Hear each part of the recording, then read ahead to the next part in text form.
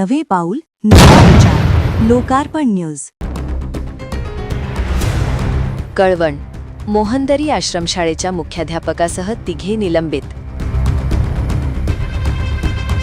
कळवण तालुक्यातील मोहनदरी शासकीय आश्रमशाळेतील अल्पवयीन विद्यार्थिनी बाळाला जन्म दिल्याच्या प्रकरणात कर्तव्यात कसूर केल्याचा ठपका ठेवत मुख्याध्यापक, माध्यमिक शिक्षक आणि महिला अधीक्षक अशा तिघांना निलंबित करण्यात आले आहे.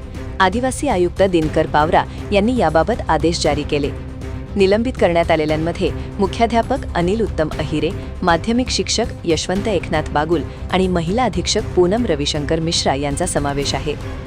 मोहनदरी शासकीय आश्रमशाळेतील इयत्ता 9वीत शिक्षण घेणाऱ्या विद्यार्थिनीने नाशिक येथील शासकीय रुग्णालयात बाळाला जन्म दिला होता. ही घटना दडपण्याचा प्रयत्न झाल्याचा आरोप झाला होता. मात्र प्रसारमाध्यमांनी हे प्रकरण उघडकीस आणल्यानंतर राज्यभर खळबळ उडाली होती.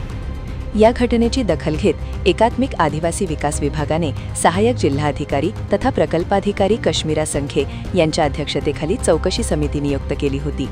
समितीच्या अहवालात संबंधित तिघांनी पदाच्या जबाबदाऱ्या पार पाडताना निष्काळजीपणा केल्याची आणि कर्तव्यात कसूर केल्याचे नमूद करण्यात आले.